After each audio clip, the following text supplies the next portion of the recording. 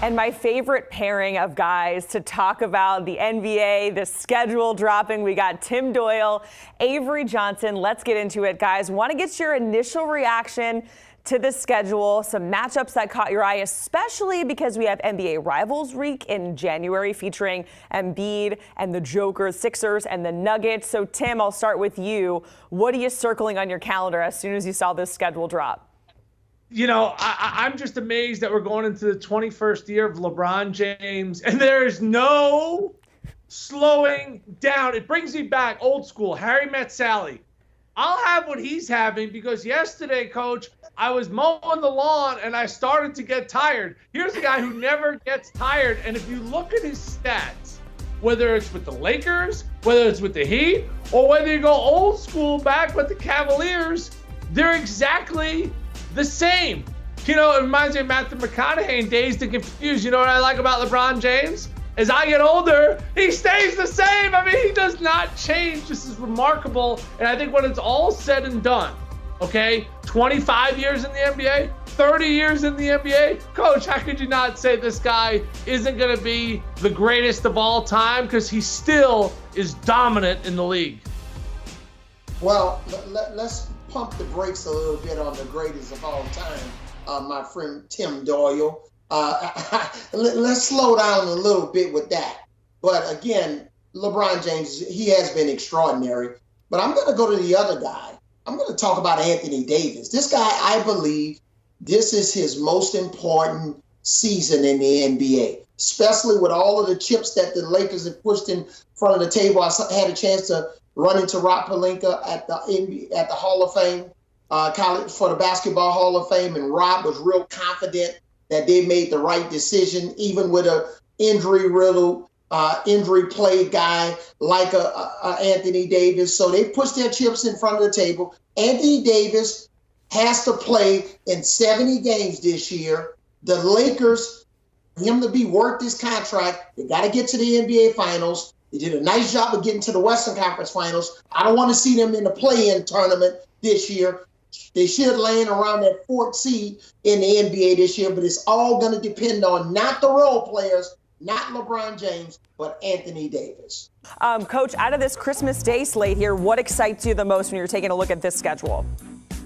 Well, it's got to be the Warriors and the Nuggets. And when I look at that game, you talk about, CP3 now with the Warriors. We'll see what type of impact that can have on their pick and roll game. The Nuggets trying to repeat as NBA champions with Jokic, and they've lost a couple of ancillary pieces off the bench with guys moving on to the Pacers and obviously the Houston Rockets. But I want to see what's happening with this Warriors team after losing Jordan Poole. Obviously, Draymond Green won that contest not only on the court, but with making sure that Jordan Poole had a relocation situation and that the moving trucks was going to come move him to Washington, D.C.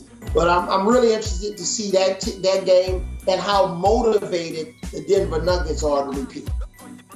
Yeah, I'm looking towards that bottom game because Dallas has, they have a lot of talent, but they also have a lot of, personalities, let's just call it, with Kyrie Irving and Luka Doncic. I got a chance to spend some time with Jason Kidd at the Hall of Famer, Coach. I don't know, Jacqueline. Coach wasn't answering my text message. He kind of sent me like the who dis gift, but that's another conversation for another day. The Suns, I just want breaking news, they play 5-on-5 in the NBA. So they're going to have to figure out how to fill in the pieces around all of their stars with Ayton, Beal, and Durant, and Booker, and then ... So like those two organizations, yes, there's a buzz with them. But who are they really going to be? Obviously the Suns have championship aspirations. I'm not so sure about the Mavericks. But the 76ers, are you still trusting the process? I know James Harden, he ain't trusting the process.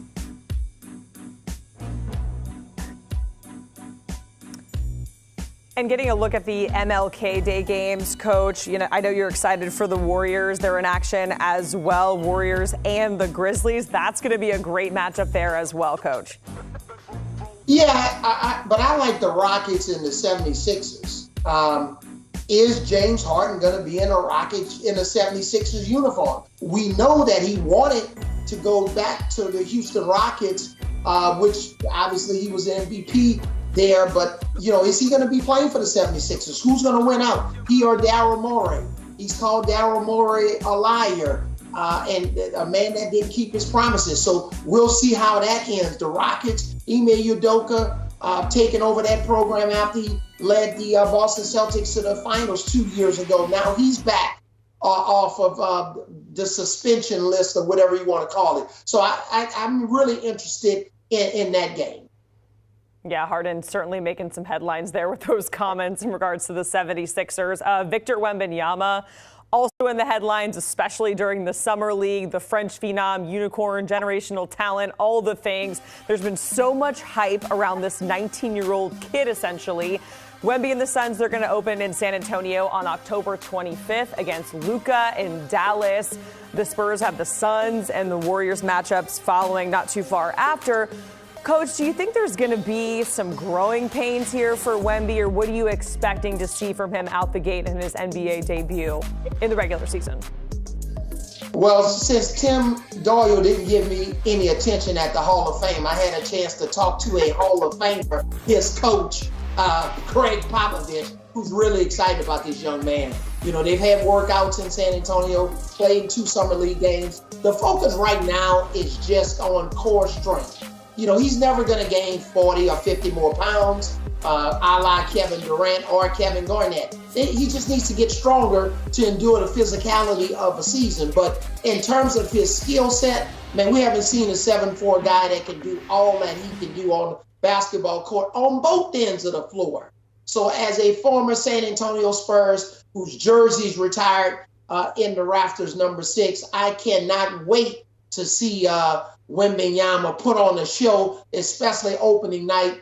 Luka and Wemby opening night, man, that's going to be phenomenal. Must-see TV. Yeah, I mean, the excitement is extremely high, and I love the fact that he bounced back in that second game in the Summer League. We only saw him for 2 games, and man, he was bad in game number 1. But the story was he had a chance to go to a Michael Rubin party in Vegas, celebrities, and he said, no. I want to get right in game number 2.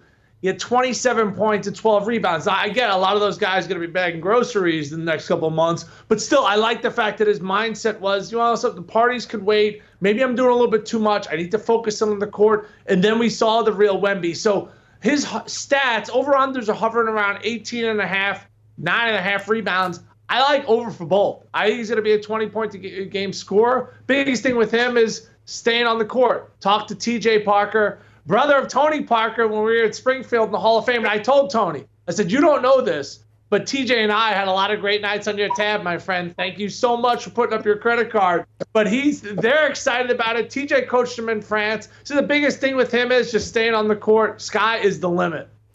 All right, Coach, you mentioned Wemby versus Luka, must-see TV. Also, if there's any sort of revenge factor, that seems to be must-see TV as well. We got the Jordan Poole game that you mentioned, Coach, with Washington and Golden State and Draymond, of course, on December 22nd. Got the Suns and the Warriors, CP3 playing his former team, maybe with a Dame aspect there with the Heat and the Blazers. What out of all these revenge games excites you the most? What are you looking forward to seeing, Coach?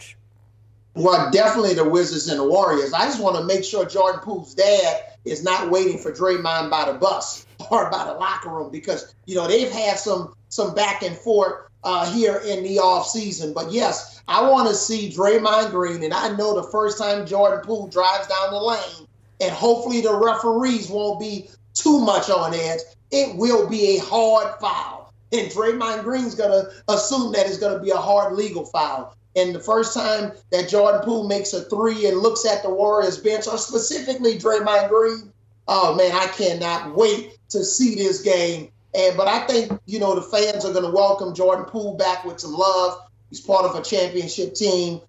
He was a very impressive player, very good in the community. But this is going to be personal in this matchup. And that's why I love the name of this revenge game. Yeah, the revenge game for me is going to be Jokic versus Embiid. Now, Embiid stole the MVP from him. I had him at 7-1, all right? So I cashed my ticket. But I think Joker proved in the playoffs he's the best player in the NBA. Now, when they went head-to-head, Embiid, I thought, performed a bit better. So, the Joker's a tough guy to figure out because he looks like he never cares, but he cares a lot. He's like kind of one of those guys. So I want to see, because I think this is Embiid's last season in Philadelphia. This is slowly imploding in front of us. So this was Ben Simmons and Embiid. Bye-bye, Ben. They're bringing Harden. Now, this isn't working out. Like, Embiid, after this year of not winning a championship for another year, he's going to want out of Philadelphia. But these two big guys are amazing talents. They're both in the zenith of their career, so that's the matchup I can't wait to see.